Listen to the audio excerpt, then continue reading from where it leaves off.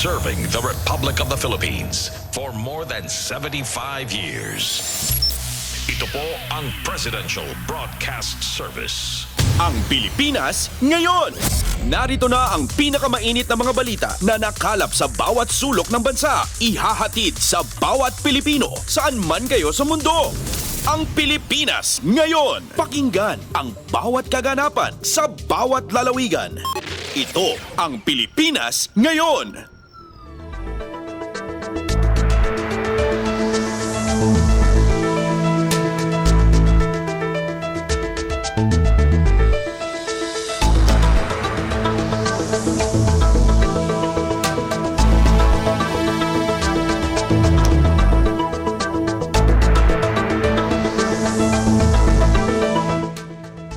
Magandang araw po sa ating mga tagapakinig. Welcome po muli sa ating programang Ang Pilipinas Ngayon.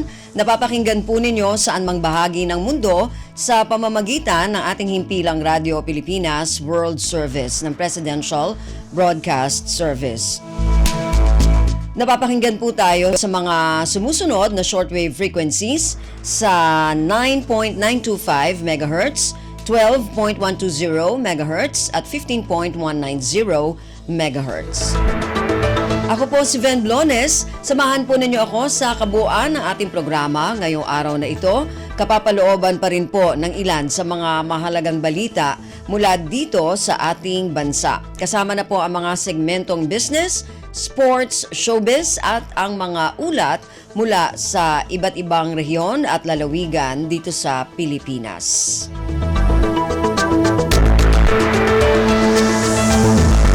Samantala, nais po namin kayong imbitahin na bisitahin ang ating Facebook page, ang Radio Pilipinas World Service. Paki-follow, like at share na rin po. Antabayanan, sa inyo na sa ilang sandali ang kabuuan ng ating programang Ang Pilipinas Ngayon. Kumpleto, detalyadong balitaan, di papahuli sa mahahalagang kaganapan. Kamustahin ang inang bayan, ang Pilipinas ngayon.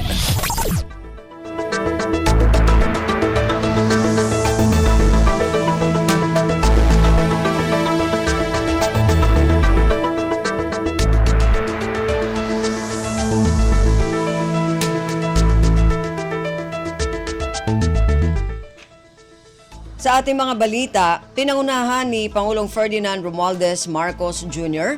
ang pagpapasinaya sa Balbalungaw Small Reservoir Irrigation Project o BSRIP sa bayan ng Lupao sa lalawigan ng Nueva Ecija. Ang BSRIP na may lawak na 800 at 40 hektarya ay inaasahang magbebenepisyo sa mahigit 500 mga magsasaka sa mga barangay ng Balbalungaw, San Isidro, Salvacion, Santo Niño at Mapampang. Inaprubahan ng National Irrigation Administration o NIA ang konstruksyon sa nasabing dam noong 2020 mula sa 873 milyong pisong pondo na inilaan dito. Pakinggan natin ang naging kabuuang mensahe ni Pangulong Ferdinand Romualdez Marcos Jr. sa nasabing aktibidad. On this very important day, we inaugurate the Balbalungaw Small Reservoir Irrigation Project here in Lupao, Nueva Ecija. This is part of the continued efforts of the Department of Agriculture and the NIA to boost rice productivity in Nueva Ecija, which has now become the rice bowl of the Philippines. It shows this administration's steadfast commitment to develop modern infrastructure systems that will enhance our agriculture sector. Once fully operational, this multipurpose dam will provide irrigation for close to 1,000 hectares of agricultural land in Barangay San Isidro, Balbalungaw, Salvacion, Mapampang, here in Lupao, benefiting about 560 farmers and their families. The dam will generate diversified income opportunities through increased crop yields, fish culture, tourism, and watershed management for environmental protection. It will likewise facilitate hydroelectric power generation and serve as a flood control mitigation infrastructure for the communities along the river for years to come. I enjoin all government agencies, local government units and the private sector to coordinate towards securing the sustainability of water resources and the ecosystem that surrounds the reservoir. That the Integrated Watershed Management Plan serve as your guide in monitoring, protecting, and conserving the Balbalungaw watershed to prolong the land's service lifespan. I also call upon the NIA and the Department of Agriculture to make sure that there is timely completion of the other facilities of the project, such as its hydropower, its watershed components, so that communities will be able to fully enjoy the benefits of the project. Anticipating the success of the BSRIP in transforming the province's lands into thriving hubs of productivity, we remain steadfast in our pursuit of food security, poverty reduction, and economic growth. As of December 2022, our nation has made significant strides, over 2.1 million hectares of our irrigable land, a testament to our relentless dedication to increase our irrigable lands around the country, to increase the production of our food products, to make sure that we have a secure food supply for our countrymen. We have generated around 25,000 hectares of new irrigation areas and restored nearly 9,000 hectares of irrigable land. We aim to establish more than 275,000 hectares of new irrigation areas to restore around 80,000 hectares of existing irrigation areas by 2028. On another note, I wish to emphasize that this project will also help address the effects of El Niño. We must be prepared to counter its effects, which may last until the second quarter of 2024. So we remind once again the DA and the NIA to immediately complete the construction of irrigation facilities as well as other supporting structures based on the needs of our farmers. We just had a briefing yesterday, kasama natin ang ating DA Secretary, kasama natin ang ating NIA Administrator kahapon at yung mga iba't ibang departamento tungkol nga sa parating na tagtuyot sa darating na taon. At magsisimula ito, mararamdaman natin, ngayon nga mapatigil-tigil na yung ulan. At pag-umpisa na siguro ng Enero, ay hindi na masyadong uulan na talaga. Kaya't kailangan nating gawin ang lahat ng kaya nating gawin para tayo yung makapaghanda para sa ating magiging tagtuyot na baka umabot ng second quarter. Kaya't itong ganitong klaseng proyekto ay naging mas mahalaga pa at naging mas urgent pa. Kaya dahil kakaunti na lang ang ating natitirang panahon, binibilang ko, nasa helicopter ako, iniisip ko yung mga project na gagawin natin. Meron tayong 4 na buwan para tapusin lahat yan, maging operational na lahat yan. Dahil ang ginawa kong deadline para sa ating mga departamento ay kako sa kanila, ang isipin natin, ano ba yung kaya nating matapos by April of next year. Nang sa ganon, pag dumating, pag Mayo, ay nandyan pa yung tagtuyot at hindi pa umuulan, ay meron naman tayong sapat na water supply, unang-una. Kasama na rin dyan, alam naman natin, kapag mababa ang tubig, nagkakaproblema sa kuryente, at maraming nagkakasakit dahil sa init.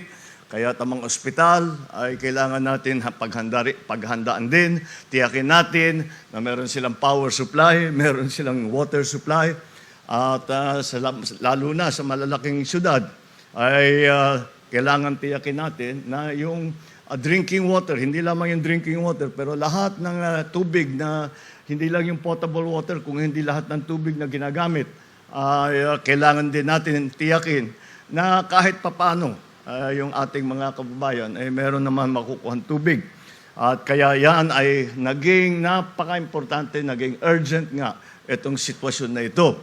Kaya nakakatuwa naman na makita natin na nabubuo na nating dahan-dahan ang ating mga proyekto upang bigyan, number 1, bigyan ng sapat na patubig ang malalaking ektarya na sinasaka ng ating mga farmers, at bukod pa doon ay makapagbigay ng water supply kahit na hindi tayo nauulanan, kahit medyo mainit ang panahon at nasa dikit na tayo ng El Nino. So as we envision a more secure, sustainable, and resilient Philippines, let us harmonize our efforts to ensure the continued empowerment of our producers, progress for our industries, and advancement for the entire country. Sa ating mga magsasaka at mga mangingisda, ang inyo pong tulong sa pagpapaunlad ng agrikultura at ekonomiya ng bansa ay kailangan upang makamit natin ang bagong Pilipinas na ating pinapangarap. Umaasa akong patuloy kayong magiging kaagapay ng gobyerno sa pagbibigay ng mas masigla, maunlad at masaganang kinabukasan para sa bawat Pilipino. Mabuhay po kayong lahat, mabuhay ang lalawigan ng Nueva Ecija. Muli, maraming salamat, magandang araw po sa inyo, at Merry Christmas na rin and Happy New Year. Pangulong Ferdinand Romualdez Marcos Jr. Pasada ng mga balita mula sa Pilipinas para sa mga Pilipino saan man sa mundo. Ang Pilipinas ngayon.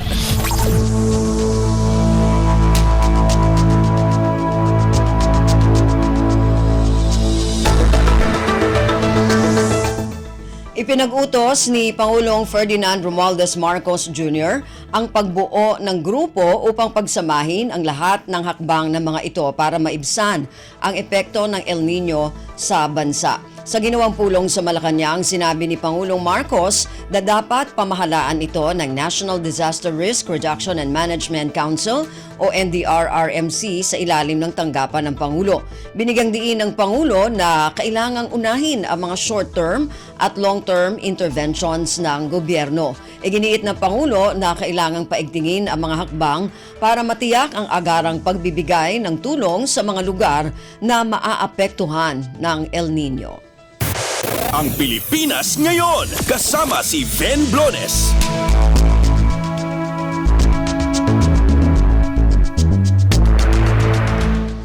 Samantala, nagbabala ang Department of Science and Technology o DOST na posibleng maranasan sa bansa ang katulad na panahon noong 1997 hanggang 1998 na tinaguriang worst El Nino episode in the world. Ayon kay DOST Secretary Renato Solidum, napapalapit na ang pinakamatinding epekto ng El Nino sa mga susunod na buwan na magtatagal hanggang second quarter ng 2024.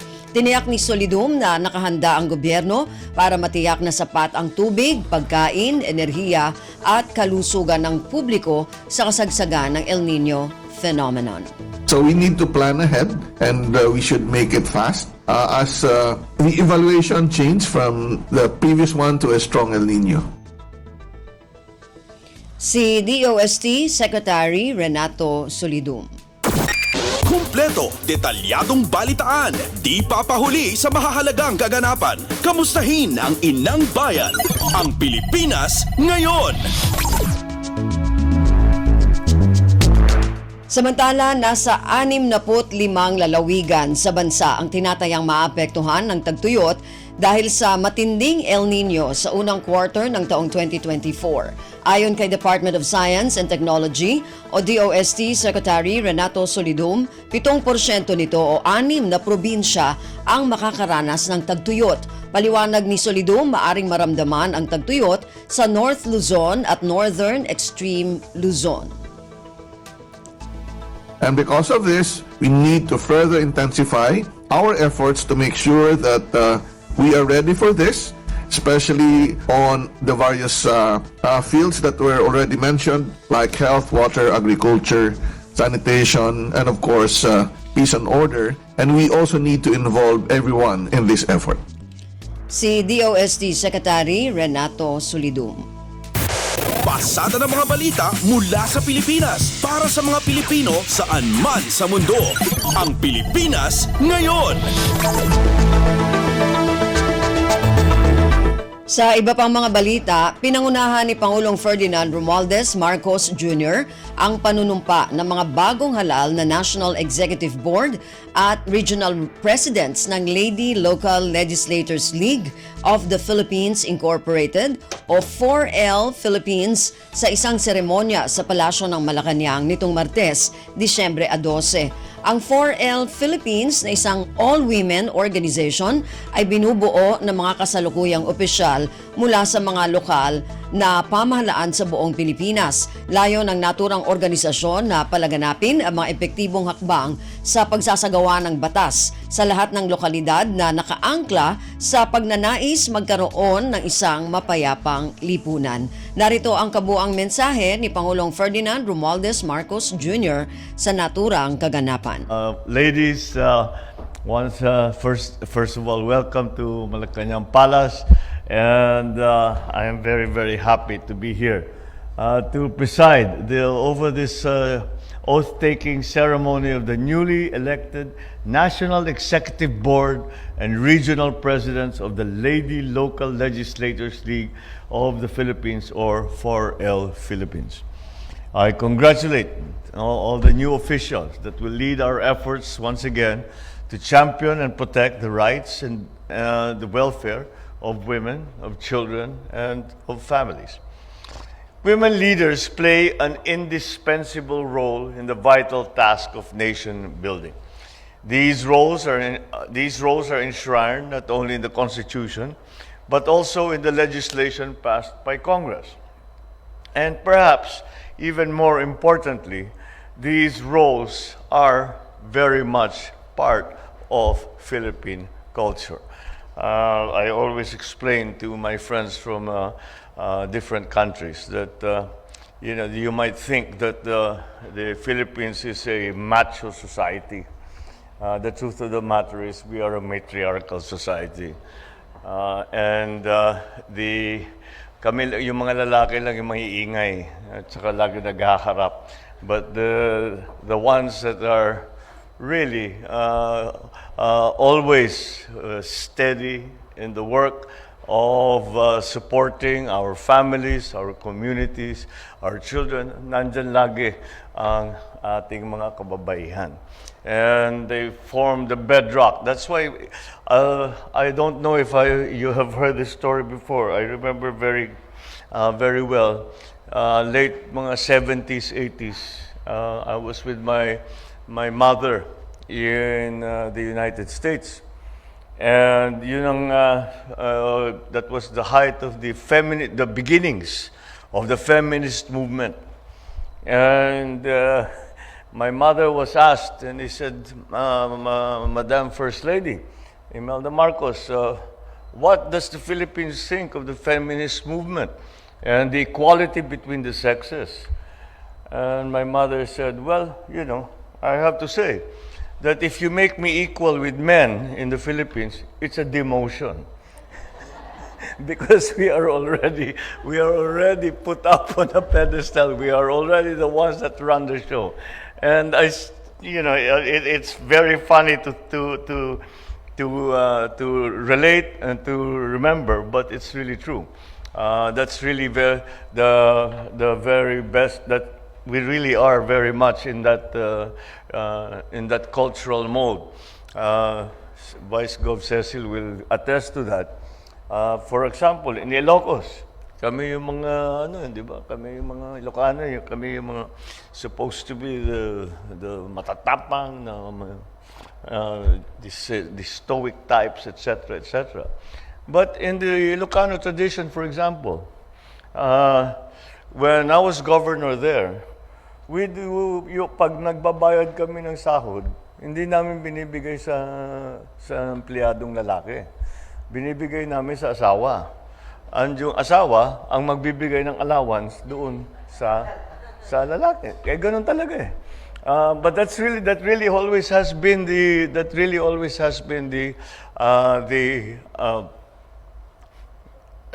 tradition and the cultural bent that has been part of the Filipino tradition. And although maybe I would not go as far as to say what my good friend once said. He reminded us of the saying that behind every great man, there is an even greater woman. Sabi niya, well, if that is the logic, the more great women behind the man, the better, di ba? Sabi ko, hindi yan siguro applicable dito sa Pilipinas. But of course, but that really is the very important place that women play in our society, and it is sometimes that is why it was very easy for us when the issues of gender equality, the issues of all of these. Now that perhaps in the newer civilizations they are only starting to discover, we immediately scored very, very high in terms of that, simply because that has always been part of Filipino culture. And that is why we count very much. Si Vice Gov says will attest to this. When I was governor also in Ilocos Norte, of course we had the male mayors and the female mayors. And after a while, miniting ko yung mga lalaki. Sabi ko, you guys better pick up your game. Napapahiya tayo dito sa mga babae because they're doing better work. And there's very much a point to that. And that's why it is very, very, when the issues, like I said, of gender equality came up, napakadali para sa Pilipino na maunawaan yun. Dahil we all hold our mothers, our sisters, our grandmothers, our aunts in high regard. In the sense that we basically are formed by the women in our culture. And that applies to government as well. In terms of government and the parts and the roles that you play, that is still very much the case. And we are still the megaphone, the noisy ones. Kami nagpapasikat na nag-iingay. But the steady work is very much done by the women in the background. And that I think is something that I don't know any Filipino who will contradict me in those terms. So I have great hopes as officers and members of the 4L Philippines that you will continue to work for the passage of, in our work, local legislative measures that aim to improve the lives of our people, especially the vulnerable. Let's embrace your commitment to conduct fair and gender-responsive programs in your respective localities. We can broaden the growth opportunities and enhance the role of women in our society. So, most importantly, create a conducive and nurturing environment for women and for girls to participate freely and equally in our political, social, and economic spheres. Baka dito lang tayo nagkakakulang, giving opportunities to young girls, to women, and not somehow exclude women from, and girls especially, as they grow up, exclude them from certain sectors of our economy, certain sectors of our society. However, that's changing very much, and I think that the Philippines is doing a good job with that.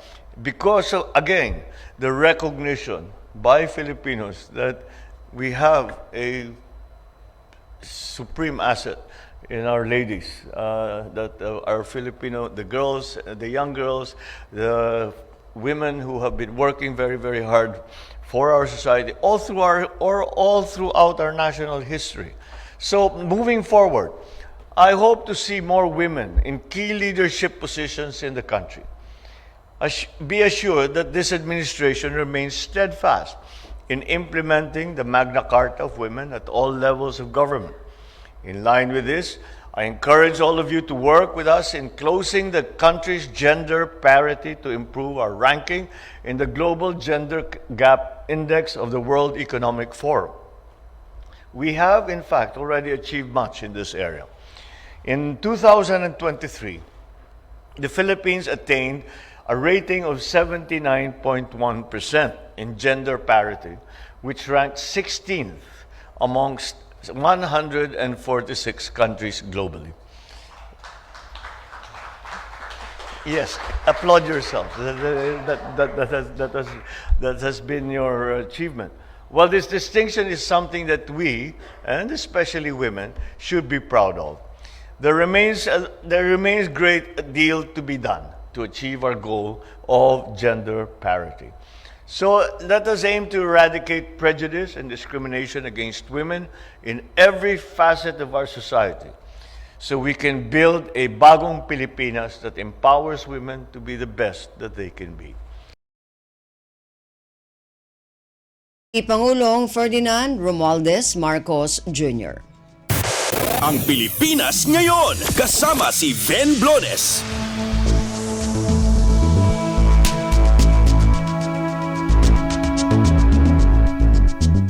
Sa iba pang mga balita, pinalawak na rice subsidy program para sa mga Pilipino pasok sa 2024 national budget.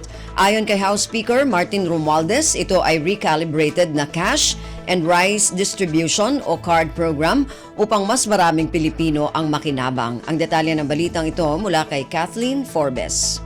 Pasok sa 2024 national budget ang pampondo para sa buwan ng rice subsidy na ikakasa ng Marcos Jr. Administration. Ayon kay House Speaker Martin Romualdez, ito ay recalibrated na cash and rice distribution o card program upang mas maraming Pilipino ang makinabang. Anya, kasama sa 5.768 trillion 2024 budget ang pampondo para sa Bagong Pilipinas Card para makabenepisyo ang may 7 milyong vulnerable na pamilya o katumbas ng 28 milyon na mga Pilipino upang makabili sila ng 25 kilo na bigas sa discounted na presyo. Ang Department of Social Welfare and Development ang mangunguna sa pagpapatupad ng programa na isa sa ilalim sa kanilang Assistance to Individuals in Crisis Situation o AICS program. Sa kanyang pagdalo sa economic briefing sa Iloilo nitong Lunes ay una nang sinabi ni Romualdez na hindi titigil ang pamahalaan hanggat hindi na ibababa ang presyo ng bigas sa halagang abot kaya ng ordinaryong mamamayan. Ito si Kathleen Forbes para sa Radyo Pilipinas. Kumpleto, detalyadong balitaan, di papahuli sa mahahalagang kaganapan. Kamustahin ang inang bayan, ang Pilipinas ngayon.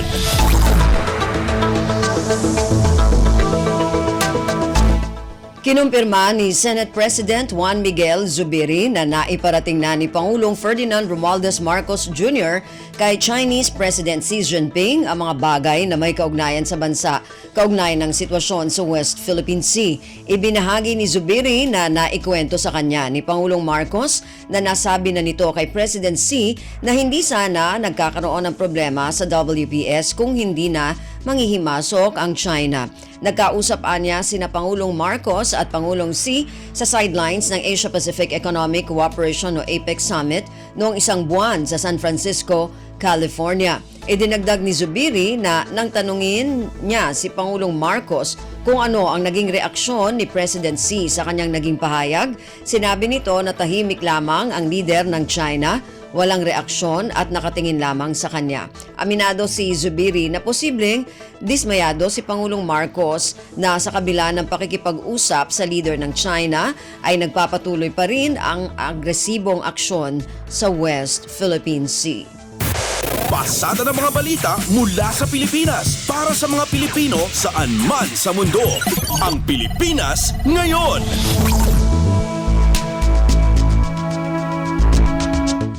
Dagdag na pondo na may kaugnayan sa depensa ng Pilipinas sa West Philippine Sea o WPS tiniyak sa Senado. Ayon kay Senate President Juan Miguel Zubiri, tiniyak nito na kasama ang nasabing pondo sa panukalang 2024 budget. Ang detalye ng balitang ito mula kay Nympha Asuncion. Dinetalye ni Senate President Juan Miguel Zubiri ang ilang institutional amendments sa niratipikahang panukalang 2024 national budget na magbibigay ng dagdag na pwersa sa ating defense posture sa West Philippine Sea. Binigyang diin ng Senate leader na kailangan ng i-upgrade ang kakayahan ng tropa ng Pilipinas na nagpapatrolya sa WPS sa gitna na rin ng bullying at aggression ng China sa ating mga kababayan sa naturang bahagi ng teritoryo. Ayon kay Zubiri, kasama sa inaprumahang bersyon ng Kongreso ng 2024 GAB ang pagkakaroon ng dagdag na 10.47 billion pesos para sa pag-upgrade ng defense capabilities at pagpapalakas ng presensya ng ating bansa sa WPS. Partikular, ang dagdag na 6.17 billion pesos para sa Philippine Navy, 2.8 billion pesos para sa Philippine Coast Guard, 1 bilyong piso para sa NICA at 500 million pesos para sa DENR. Sinabi ng Senate leader na gagamitin ang mga pondo para sa pagbili ng mga dagdag na patrol ships at iba pang defense equipment. Binahagi ni Zubiri na kasama rin sa panukalang 2024 budget ang pondo para sa pagtatatag ng isang Marine Research Center sa mga isla ng WPS na mapapasailalim naman sa DNR. Mula Senado, ito si Ning Asuncion para sa Radyo Pilipinas.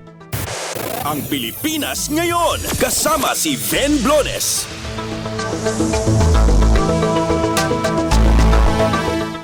Hinikayat ni Senate President Juan Miguel Zubiri ang Estados Unidos at iba pang mga bansang kaalyado ng Pilipinas na sumama sa resupply mission ng tropa ng Pilipinas sa Ayungin Shoal sa BRP Sierra Madre. Ito ay sa gitna ng patuloy na panliligalig at pananakot ng China sa mga sasakyang pandagat ng Pilipinas sa West Philippine Sea, kabilang na ang mga nagsasagawa ng resupply mission sa BRP Sierra Madre. Ayon kay Zubiri, posibleng itigil ng China ang ginagawang panggigipit sa mga tropa ng Pilipinas kung may kasama ang mga ito na kaalyadong bansa tulad ng US sa mga resupply mission. Naniniwala rin si Zubiri na tinitimbang na ni Pangulong Ferdinand Romualdez Marcos Jr. ang hakbang na ito. Aminado ang senador na bilang chief architect ng foreign policy ng Pilipinas ay sisiguruhin pa rin ni Pangulong Marcos na hindi mauuwi sa giyera laban sa China ang anumang aktibidad ng bansa. Gayunman, binigyang diin ni Zubiri na may pagkakataon niya na kahit ayaw ay dapat pa rin maging handa sa anumang posibleng mangyari. Kumpleto, detalyadong balitaan, di papahuli sa mahahalagang kaganapan. Kamustahin ang inang bayan, ang Pilipinas ngayon.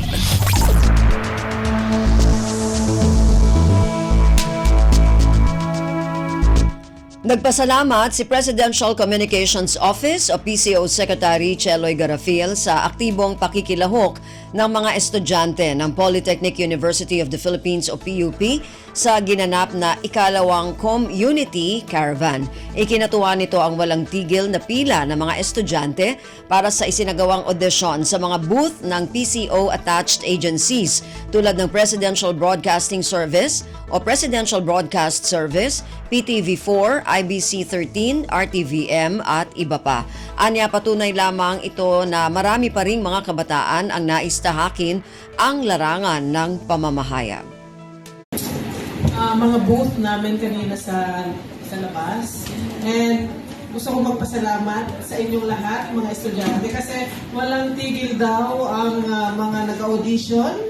Mukhang ang PUP, marami talaga dito mga fresh talent for newscasting, reporting. At saka may kami kasi kita namin, marami daw na potentially magjo-join sa amin sa PCO as newscasters, as performers, as reporters. So, congratulations sa inyong lahat. Si PCO Secretary Cheloy Garafil. Samantala, muling binigyang diin sa Media and Information Literacy Workshop sa naturang event ang papel ng mga mag-aaral sa paglaban sa fake news. Ayon kay Presidential Communications Office for Digital Media Services o PCODMS, Undersecretary Emerald Ridao, kailangang malaman kung saan galing, bakit sinulat, sino ang gumawa, at kailan isinulat ang balita. Ang Community Caravan ay programa ng PCO kung saan nagkakaisa ang attached agency nito para sa whole-of-government approach upang labanan ang misinformation at disinformation. pasada ng mga balita mula sa Pilipinas para sa mga Pilipino saan man sa mundo. Ang Pilipinas Ngayon.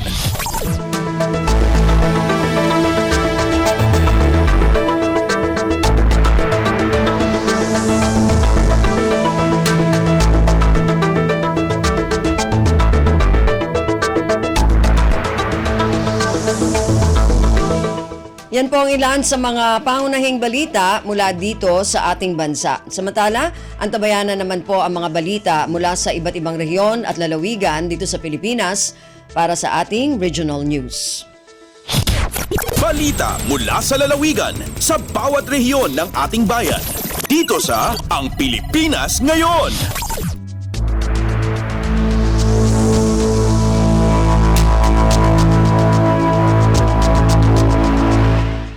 Dumako na tayo sa ating regional news. Unahin natin ang mga balita mula sa rehiyon ng Luzon. Mula sa Lawag, 2,250 sako ng organic fertilizer na ipamigay sa coconut farmers sa Pagudpud, Ilocos Norte. Ang detalye ng balitang ito mula kay Rani Dorilag. Naibunong ti 2,250 sako ti organic fertilizer para kadigiti manalon iti barangay Sagigi iti ili ti Pagudpud. Dito itin pakapo ni Engineer Rose Ann Cabalwan iti Philippine Coconut Authority Ilocos Norte. Kunana ang naggapuda ito iti Coconut Fertilization Program ti ahensya. Inbadat ni Engineer Cabalwan a 50 a coconut farmers ti naibayan ti organiko nga abuno wenno 45 sako iti tunggal maysa a manalon. Segon kini Cabalwan, usaren dagiti masiknan apang abuno kadigiti mula da anyog iti nasaw a lugar. Target tulungan pa iti PCA dagiti amin nga nakarehistro a coconut farmers iti National Coconut Farmers Registry System. Namuan nga agbalor iti pinugasot aribo a pisos ti naibunong organiko nga abuno iti Disyembre 7, 2023. Manipod iti Radyo Pilipinas Lawag, Rani Durilag para sa Radyo Pilipinas World Service. Balita mula sa lalawigan sa bawat rehiyon ng ating bayan. Dito sa Ang Pilipinas Ngayon. Maraming salamat, Rani. Yan ang ulat mula sa Lawag. Dumako naman tayo sa Dagupan. Mahigit 400,000 tilapia fry ipinamahagi ng Bureau of Fisheries and Aquatic Resources o BIFAR sa mga mangingisda sa dalawang lalawigan sa Rehiyon 1. Ang detalye ng balitang ito mula kay Ricky Kasipit. Na itdan iray managsiga yanan napudluyag ya Pangasinan Tanda Union ya tilapia fry yanan napud Bureau of Fisheries and Aquatic Resources o BIFAR Region 1. Unong datos sa BIFAR 400,000 ya tilapia fry sa Inpalima dan Sari Fisheries Organization sa Inpanbunog at ginawa jud panamagloy tantulong ya BIFAR National Freshwater Fishery Technology Center. Sa gagalatuyan panagbunog at panapabalag so kikita ang dari managsigay tan makapaniter ya input sa sikara. Wali 181,000 ya tilapia fry so naawat na sari managsigay ed Pangasinan sayan bilang at 141,000 ya tilapia fry na naawat dari managsigay ed Balya San Nicolas tan 40,000 ya tilapia fry na naawat met na sari managsigay ed Balya Kalasyaw ni Yorumni. 228,000 at tilapia fry so naawat na sari managsigay at Tagala Union sa Igdagop a bilang at 9,000 at tilapia fry jad Pugo, 96,000 jad San Juan, 63,000 jad San Gabriel, 27,000 jad Santol tan 33,000 dyan Sudipen. Manlala po dyan RP Dagupan City, Pangasinan. Aya si Ricky Kasipit para sa Radyo Pilipinas World Service. Balita mula sa lalawigan sa bawat rehiyon ng ating bayan. Dito sa Ang Pilipinas Ngayon. Maraming salamat, Ricky. Yan ang ulat mula sa Dagupan. Dumako naman tayo sa Bontoc, Mountain Province Climate Field School for Farmers na nagkakahalaga ng mahigit 27 milyong piso sa 27 milyong piso sa People's Survival Fund Grant. Inaasahang ipatutupad sa susunod na taon. Ang detalye ng balitang ito mula kay Donna Balio. Manam na maamairugino tawan 2024 ti konstruksyon ti Mountain Province Climate Field School for Farmers. Ti proyekto ket agatad iti nasrup 271.15 million pesos a People's Survival Fund grant. In padamag ni PDRRMO Department Assistant Head Neil Kulalad iti naangay at taripnong ti PDRRMC nga ti Climate Field School for Farmers ket maipatakder iti College of Agriculture ti Mountain Province State Police Polytechnic College sa Jai Bakari Paracelis. Kang runan atutok ti proyekto ti Climate Change Adaptation and Disaster Risk Reduction Innovative Projects, Natural Ecosystem, Agriculture and Fisheries, Institutional Research ken Capability Development ken Infrastructure Development. Inayon ni Kulalad nga ti Climate Field School for Farmers a proyekto ket mangipakita iti green building concept design a kaunaan to ditoy Cordillera Administrative Region. Narpos na di ZRA Bontok saon Andona Cavisbalyo para sa Radyo Pilipinas World Service. Balita mula sa lalawigan sa bawat rehiyon ng ating bayan.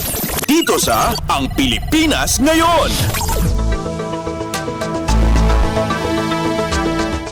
Maraming salamat, Donna. Yan ang ulat mula sa Bontok. Dumako naman tayo sa Tabuk. Mangwa Festival ng Lungsod Tabuk, bahagi sa creative industry at local artists promotion. Ang detalye ng balitang ito mula kay Renzi Roaquin. May kan iti gundaway dagiti tourist, OFWs, travelers, ken travel vloggers nga makikaisa iti Mangwa Creative Festival iti Kalinga daytoy Disyembre 15 agda mga tawen. Segundo ito ay kini Mr. Kevin Rakrakin iti dita ay Kalinga kan point person iti nasaw nga programa. Dito nga creative tour nga naawagan Liklikwos ket mangitad gundaway kadagiti makipaset pasyaran dagiti agritourism cultural heritage attractions dito siyudad ti Tabuk. Pakaibilangan iti mahungkunang tour and wine tasting iti Ryan's Farm, flower arrangement demo sa Jailea's Garden, tour sa Jai Milagrosas Farm, cultural performance and inandela making demo sa Jai Naneng Heritage Village, coffee processing and demo sa Jai Bagumbayan Coffee Village, ken tour and salad tasting sa Jai Kabaritan Hydroponics Farm. Inayon ni Rakrakin na iti Mangwa Festival kat makatulong amang i-promote ti Tabuk City creative industries ken local artist. Mali po DZRK Tabuk, Renzi Roaquin ang ipagpanamag para iti Radyo Pilipinas World Service. Balita mula sa lalawigan sa bawat rehiyon ng ating bayan. Dito sa Ang Pilipinas Ngayon.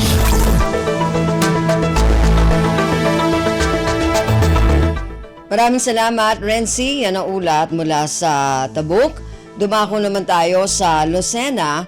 Monitoring at evaluation ng adolescent-friendly health facility sa Dolores, Quezon isinagawa. Ang detalye ng balitang ito mula kay Carmi Isles. Isinagawa ang monitoring at evaluation ng adolescent-friendly health facility ng Dolores, Quezon sa pangunguna ng Quezon Provincial Health Office o QPHO. Ayon sa opisyal na pabatid ng tanggapan, nilalayo nito na maaprubahan ang pasilidad ng Dolores na maging adolescent-friendly health facility level 1. Ito ay upang makapagbigay ng serbisyong pangkalusugan para sa mga kabataan. Nagsisilbi itong lugar kung saan may laya silang maipabatid ang kanilang suliranin na hindi nangangamba na mausgahan. Itinuturing na pribado at confidential ang adolescent-friendly health facility. Mula sa RP Lucena, ito si Carmi Isles para sa Radyo Pilipinas World Service. Balita mula sa lalawigan sa bawat rehiyon ng ating bayan. Dito sa Ang Pilipinas Ngayon.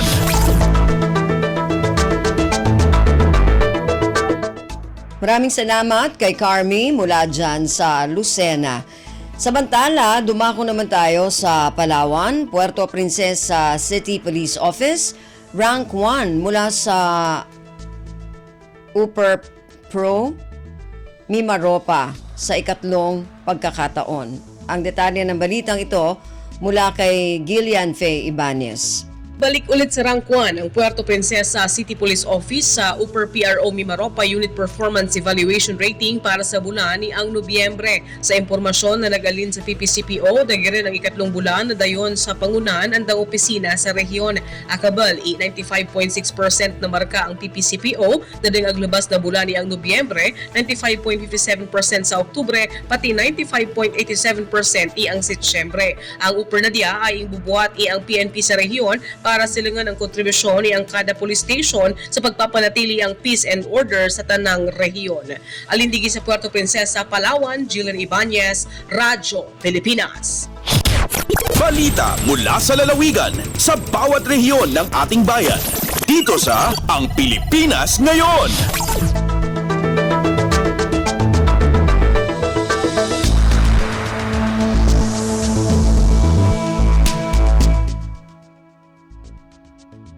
Maraming salamat, Gillian. Yan ang ulat mula sa Palawan at kabuuan na ulat mula sa rehiyon ng Luzon.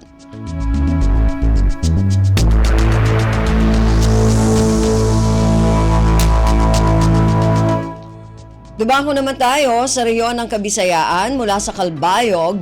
Inflation rate sa lalawigan ng Samar bumaba sa buwan ng Oktubre at Nobyembre.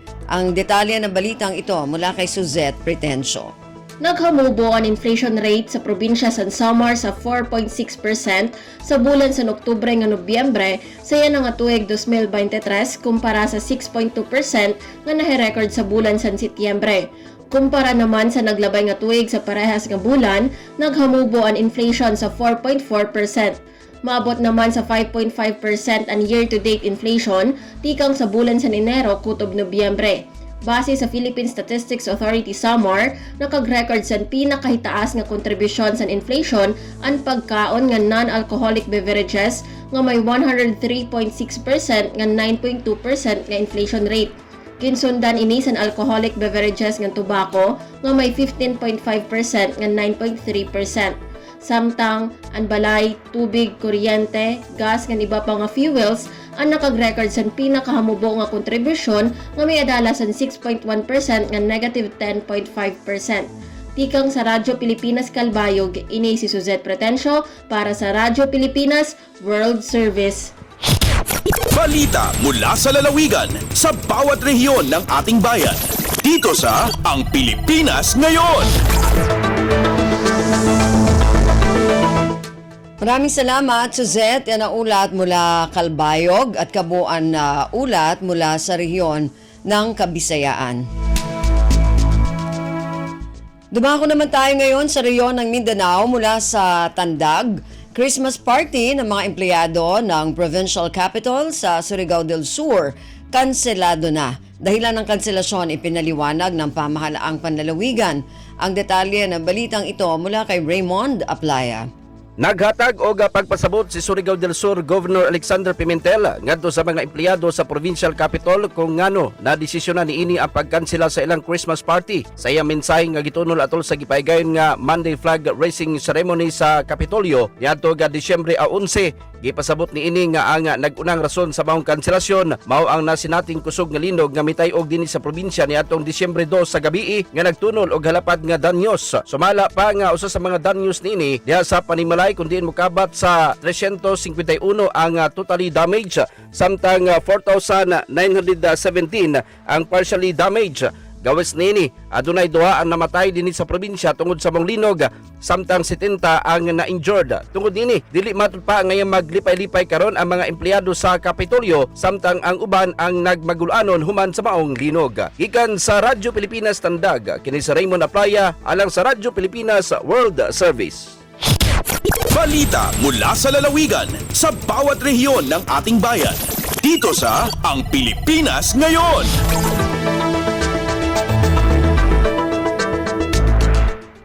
Maraming salamat, Raymond. Yan ang ulat mula sa Tandag. Samantala, dumako naman tayo sa Hulo. Isang fraternity sa Sulu tiniyak ang mahigpit na pagpapatupad ng anti-hazing law. Ang detalye ng balitang ito mula kay Fatma Gino. Pianto sin Opis, sin Alpha Sigma Phi at ASP Hagkatilingkal sin Hula Pilipinas, si mahukuting pagpapanaw nila sin anti-hazing law bang doonon ha Constitution and bylaws. Mahal ga bang doonon kan Architect Murad Tuto, National President sin ASP, in pagatunay sin pagtaymanghod, ha kaagi sin pag-ayad sin dayng hambok pahambuok, ha supaya malapas dayng ha kamumulahan. Nasabot day sa BST Sali Alam, outgoing chairman, sina ASP Lupa Su Alumni Association, sina Aun Hambuok Neophyte, dayng ha Mindanao State State University Sulu amin lalabay nila bihaon ha recruitment process hasupay mahinang talbilang sinasabot fraternity and sorority. Tiyan doon sa bahay ni mahugot pag-urul ha anti-hazing law ha recruitment process. Mga donon siya buyan sinakalabay adlaw yaon sin ASP ini kahanggatos kapituan tagwalo tahon anniversary. Doon hay ni napaon niya ning pagguliling ha kibaran bahagi sinhulo iman patikul. Kaya sunuan sin pagatipon-tipon sin katantal bilang sinasabot tumpukan ha Imbitaya Resort ha Barangay Tando Bagua, Patikul. Dahil ha RP Holo ini Fatma Diligino para ha Radyo Pilipinas World Service. Balita mula sa lalawigan sa bawat rehiyon ng ating bayan. Dito sa Ang Pilipinas Ngayon.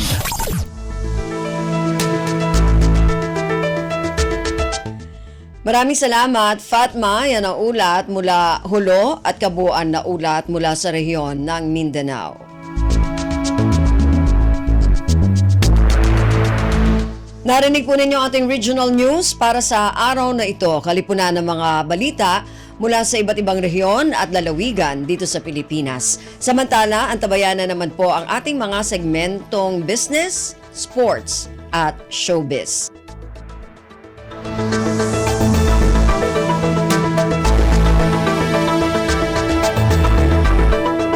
Dumako na tayo sa ating mga segmento. Unahin natin na ating business news. Susundan ito na ating sports news. Parehong ibibigay po ito na ating kasama na si Erwin Peñano.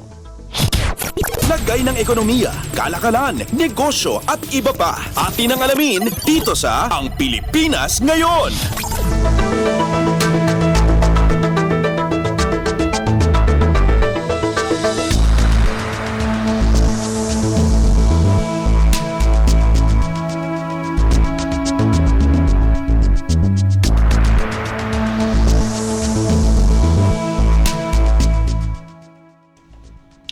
Magandang araw, narito na ang mga nangungunang balita sa larangan ng pagninegosyo at kalakalan.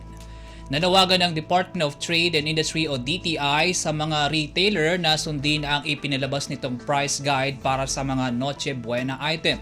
Ito'y kasunod ng ilang ulat na may mga nagtitinda ng mga produktong mas mahal pa sa itinakdang presyo ng manufacturers. Ayon kay DTI Secretary Alfredo Pascual, palalakasin pa ng kanilang ahensya ang price monitoring sa mga produkto bilang bahagi ng kanilang commitment na magiging abot kaya at dekalidad ang mga Noche Buena item ngayong Pasko. Ginawa ni Secretary Pascual ang pahayag kasunod ng pulong nito sa mga manufacturer para talakayin ang mga ulat ng mas mahal na bentahan ng mga Noche Buena products sa ilang pamilihan. Tiniyak naman ng mga manufacturer sa pulong ang kanilang pagberipika sa nasabing mga ulat at pag-monitor sa kanilang mga retail partner kaakibat ang pagtitiyak ng sapat na supply ng Noche Buena goods ngayong holiday season. Lagay ng ekonomiya, kalakalan, negosyo at iba pa. Atin ang alamin dito sa Ang Pilipinas Ngayon.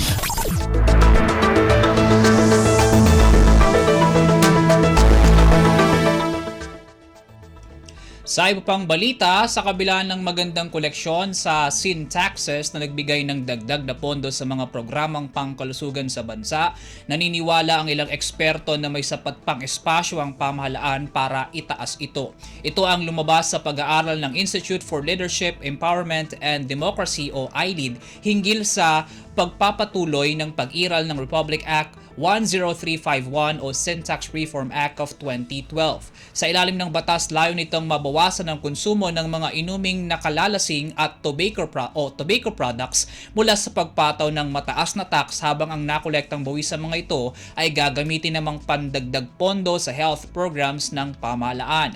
Ayon kay ILEAD consultant Lionel Tanganco, bagaman halos 4 na beses na tumaas ang presyo ng sigarilyo hanggang nitong 2022 at signipiko ang ibinaba ng mga kabataang naninigarilyo, nananatili pa rin itong abot kaya mula sa 100 piso kada pakete o 5 piso kada stick. Ganito rin ang obserbasyon nito sa presyo ng alak na aniyay bigong ma-discourage ang mga Pilipino na huminto na sa pagkonsumo ng mga inuming nakalalasing. Pagdating naman sa kita, malaki ang nakolekta sa pag-iral ng Syntax, ngunit hindi kasing tatag ng naunang projection mula sa makukolekta rito. Binanggit naman ng isa pang consultant ng iLead na si Kenneth Abante ang kahalagahan ng Syntaxes bilang dagdag na source ng revenue para sa mga proyektong pangkalusugan. Ngayon lamang anyang 2023, nasa halos 80% ng kabuuang National Health Insurance Program ang sinusuportahan ng Syntax. Naniniwala rin ang think tank na walang sapat na ebidensya para sabihing ang pagtataas ng tax sa sigarilyo ay magbubunsod lamang ng illicit trade. Giit ni Abante na kamit ng bansa ang bumabang smoking prevalence mula sa mataas na buwis at mapapababa pa itong lalo kung paghuhusayin din ang enforcement. Lagay ng ekonomiya, kalakalan, negosyo at iba pa. Atin ang alamin dito sa Ang Pilipinas Ngayon.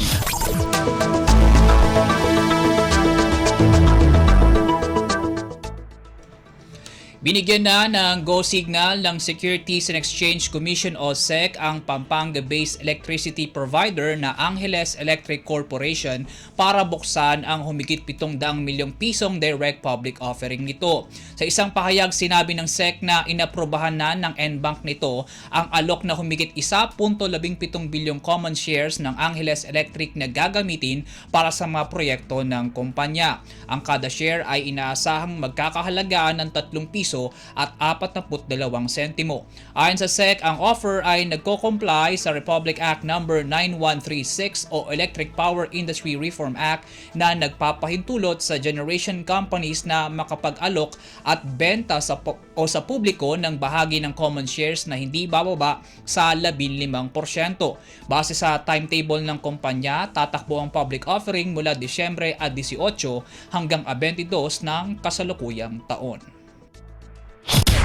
Lagay ng ekonomiya, kalakalan, negosyo at iba pa. Atin ang alamin dito sa Ang Pilipinas Ngayon. At para naman po sa sports balita, updates at pinakahuling mga usapin sa mundo ng palakasan. Atin ang pakinggan dito sa Ang Pilipinas Ngayon.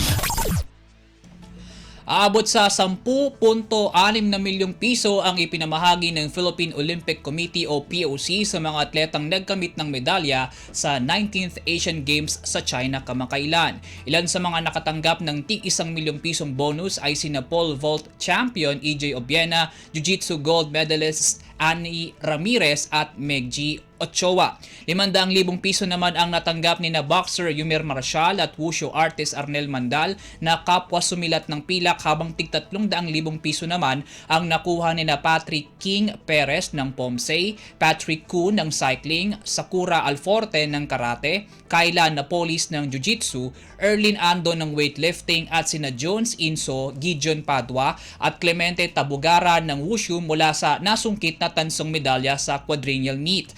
Kabuang 450 piso naman ang nauwi ni tennis player Alex Ayala mula sa bronze medals nito sa women's singles at mixed doubles, habang 150,000 piso ang nakuha ng kapartner nitong si Francis Cassie Alcantara. Tig 200,000 piso naman ang nakuha ng bawat miyembro ng Gilas Pilipinas na nagkampiyon sa men's 5x5 basketball, habang tig 200,000 rin ang nakuha nila Jason Huerte, Ray J. Ortuaste, Vince Torno, Mark Joseph Gonzalez, Rosinted Gabayeron at Jom Larry Rafael ng sepak takraw mula sa bronze medals sa men's quadrant at regu event. Matatandaang sumungkit ang Pilipinas ng kabuang 18 medalya na binubuo ng 4 na ginto, 2 pilak at 12 tanso, dahilan para tumapos sa ika-17 pwesto ang bansa sa pinakahuling edisyon ng Asian. Samantala, bukod sa reward ceremony, idinaos din ng POC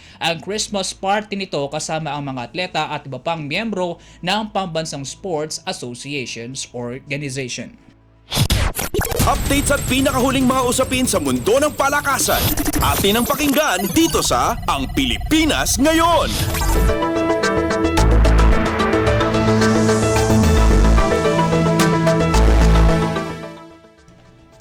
Samantala, balik naman tayo sa basketball. Isang araw bago ang inaasang pagbabalik sa Philippine Basketball Association o PBA, bit-bit ang bagong jersey, nagbigay papuri ang 6'1" guard na si Robert Bolick sa kanyang dating team na Northport Batangpier. Sa isang post sa kanyang Instagram account, pinasalamatan nito ang dating teammates, coaching at support staff ng Batangpier mula sa pagmamahal at suporta na ibinigay sa kanya ng mga ito simula nang maglaro ito sa Northport. Anya, hindi nito makakalimutan ng mga alaala sa team na nagbigay sa kanya ng oportunidad para umusad sa court. Ipinagpasalamat din nito ang pagiging bagong road warrior sa ilalim ng NLEX, kalakip ang optimismo at excitement sa bagong karera sa bagong team. Ginawa ni Bolick ang pahayag isang araw bago ang posibleng debut game nito sa Road Warriors kontra tropa ng TNT sa second game ng kasalukuyang PBA Conference ngayong Miyerkules. Bukod kay Bolick, inaasahan din ang pagsisimula ni guard Hesed Gabo at ang pagparada ng NLEX kay veteran center Asi Taulava para sa huling laro at opisyal na pagre-retiro nito sa liga.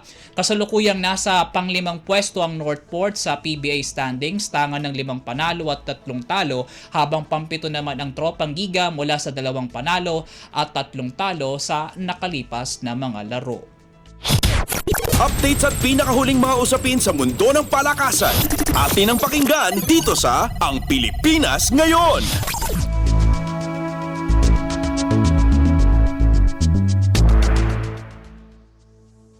Para naman sa mga kabataang may hilig sa chess, maglulunsad ng chess camp ang provincial government ng Misamis Occidental ngayong Disyembre 17 hanggang 22. Ilan sa mga inaasang lecturer ng camp event ang mga dating kampyon ng chess tournament sa probinsya.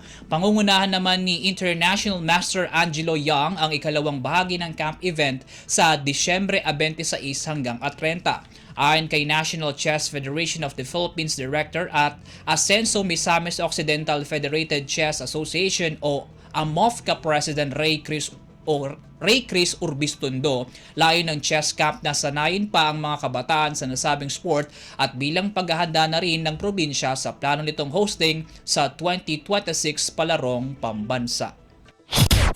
Updates at pinakahuling mga usapin sa mundo ng palakasan. Atin ang pakinggan dito sa Ang Pilipinas Ngayon.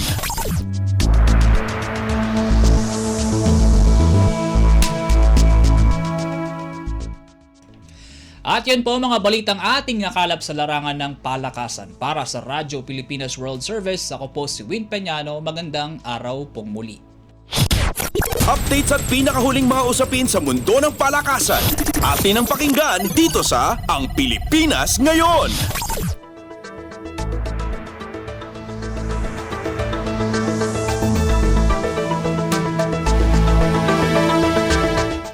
Maraming salamat, Erwin. Yan ang ating balitang negosyo at kalakalan at ang ating balitang pampalakasan. Samantala, para sa mga nag-aabang ng mga chismis mula sa mundo ng showbiz. Para sa ating showbiz balita, narito si Stephanie Vicente. Ang latest, ang hottest sa showbiz and entertainment. Heto na sa Ang Pilipinas Ngayon.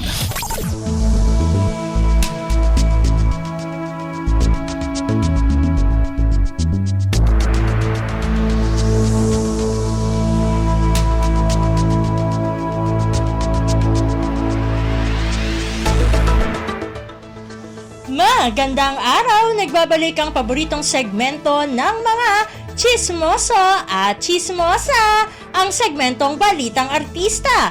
Narito muli ang inyong chika Dora Steph Vicente upang hatid ang mga pinakamainit na showbiz balita para sa araw na ito. Hindi ko na patatagalin pa ang ating introduction at simulan na natin ang ratsyada ng mga chika. Sa kauna-unahang pagkakataon, nagsalita na sina Miguel Tan Felix at Isabel Ortega tungkol sa estado ng kanilang relasyon. Pagtatapat ng dalawang kapuso stars sa Fast Talk with Boy Abunda, higit pa sa magka-love team o magkaibigan ang turingan nila dahil exclusively dating na sila. Hindi raw nanliligaw sa iba si Miguel at hindi rin nagpapaligaw sa iba si Isabel. Pagtatapat ni Miguel sa host na si Boy Abunda, quote-unquote, na pag-usapan po natin kanina, may business si Isabel nag-film school naman ako, so hindi po kami in rush ni Isabel. Alam naman natin na once na nagmadali ka sa isang relasyon ay pwedeng masayang yung isang magandang bagay. Mabilis naman itong sinang-ayunan ni Isabel. Aniya, malaki ang pasasalamat niya sa kapuso aktor dahil sa pagtatiyaga at pagmamahal nito sa kanya. May isang segment kung saan binigyan ng pagkakataon ni Boy sina Miguel at Isabel na tanungin ang isa't isa. Tanong ni Miguel kay Isabel, quote and quote, I just wanna know kung genuinely happy ka ba sa kung anong meron tayo ngayon? Sabi ni Isabel, quote and quote, honestly yes, of course, super. Hindi mo alam how much you make me happy. Ayan, sundot naman o sundot na tanong ni Tito Boy, quote and quote, Isabel, is there a specific thing that really makes you happy? Sa puntong ito, naging emosyonal si Isabel nang isa-isahin kung paano siya napapasaya ni Miguel. Ayon sa dalaga, quote and quote, siguro yung patience niya, well, kasi halos araw-araw magkasama kami, even kapag hindi kami magkasama, lagi niya akong kinakausap and palagi akong nagraran sa kanya about my problems. Super grateful ako na palagi siyang nandyan para makinig sa lahat. Ayun, hindi rin pinalampas na tanungin Isabel itong si Miguel. Tanong niya sa binata, quote and quote, how long are you willing to love me?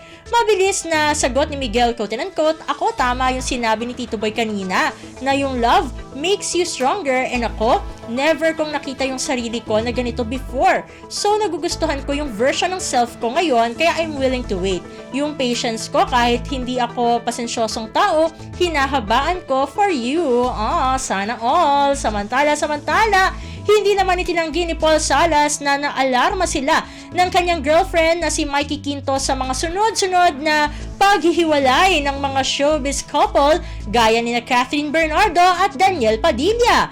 Inamin ni Paul na nakaramdam sila ni Mikey ng takot pero napagkasunduan nilang gawing sentro ng kanilang relasyon ang Panginoong Diyos. Quote and quote, we get alarmed honestly pero syempre hindi naman para pakialaman namin kung ano man yung nangyari, hindi naman talaga natin alam ang mga nangyayari off-cam.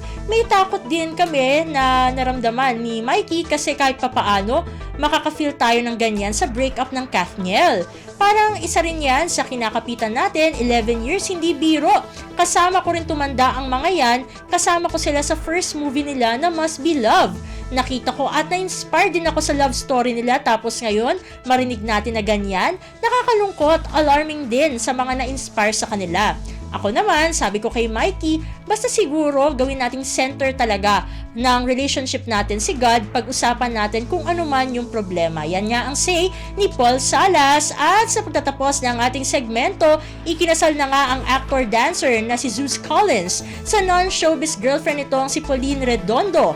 Ginanap ang kanilang beach wedding sa Asea Subic Beach Resort, Subic, Zambales noong Sabado, December 9, 2023. Ilan lamang sa mga dumalo ay ang mga dating kasamahan ni Zeus sa It's Showtime na sina Vice Ganda, Ayon Perez at hashtags members na sina Wilbert Ross, Nico Natividad, Kid Yambao at Tom Doromal. Sa kanyang IG, nagumapaw na pasasalamat ang ibinahagi ni Pauline lalo na sa Panginoon dahil binigyan sila ng magandang panahon. Mensahe niya, quote and quote, first of all, thank you Lord for a very, very beautiful weather and for giving us a breathtaking view during the ceremony. Thank you sa asawa ko sa napakagandang wedding. This was all I ever wanted and all I ever dreamed of.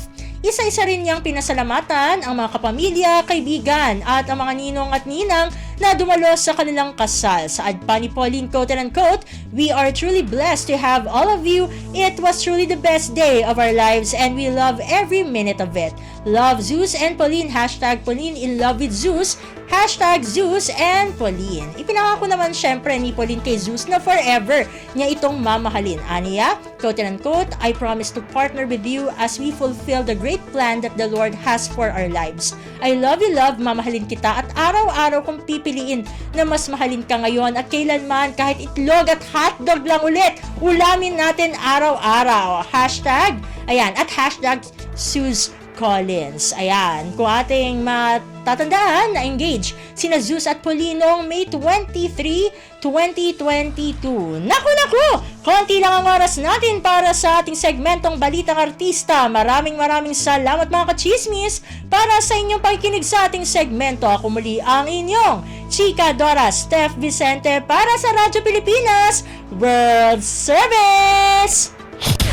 Ang latest, ang hottest sa showbiz and entertainment. Heto na sa Ang Pilipinas Ngayon.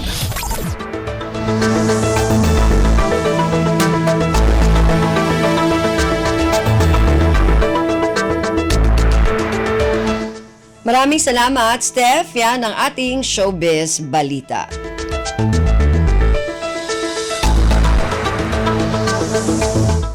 Bago tayo magpaalam, muli nais po namin kayong imbitahin na bisitahin ang ating Facebook page, ang Radyo Pilipinas World Service. Paki-follow, like at share na rin po.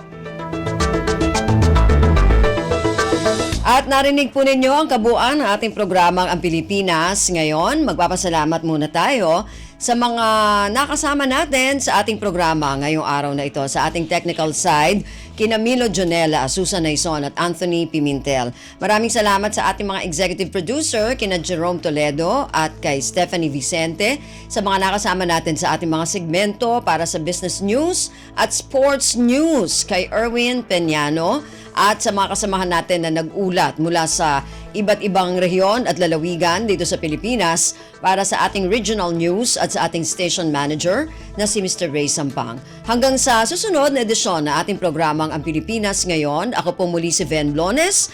Maraming salamat po at mabuhay po tayong mga Pilipino. At yan ang Pilipinas Ngayon. Muling samahan si Ben Blones sa parehong oras at alamin ang pinakahuling mga kaganapan at balita saan man kayo naroon. Ang Pilipinas Ngayon!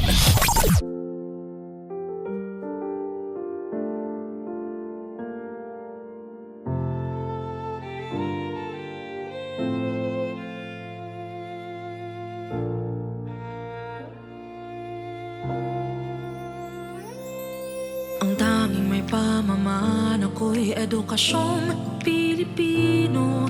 Tinuturong galing at talino para maabot ang pangarap mo. Ang tanging handog ko sa'yo'y edukasyong Pilipino. Diskarteng mula sa puso, mamamanghap ang mundo. Matatag na mga guro, matatag sa mga pagsubok, matatag na mga mag-aaral, matatag na talino'y umiiral. Hinaharap ang hirap, walang takot sumugod, humahanap ng solusyon, ipaglaban ang edukasyon. Kabataang Pilipino, Muslim o Kristiyano, lahat ng paniniwala, lahat ng katutubo, may kapansanan, iba man kasarian. Ang ating pag-aaral ay ating karapatan. Ang ating pag-aaral, pang-ahon sa kahirapan. Matatag na mga guro, matatag sa mga pagsubok, matatag na mga mag-aaral, matatag na talino'y umiiral. Hinaharap ang hirap, walang takot sumugod, humahanap ng solusyon, ipaglaban ang edukasyon. Ang tanging alay ko sa'yo'y edukasyong Pilipino. Matapat ng pamamaraan, maunlad na kinabukasan.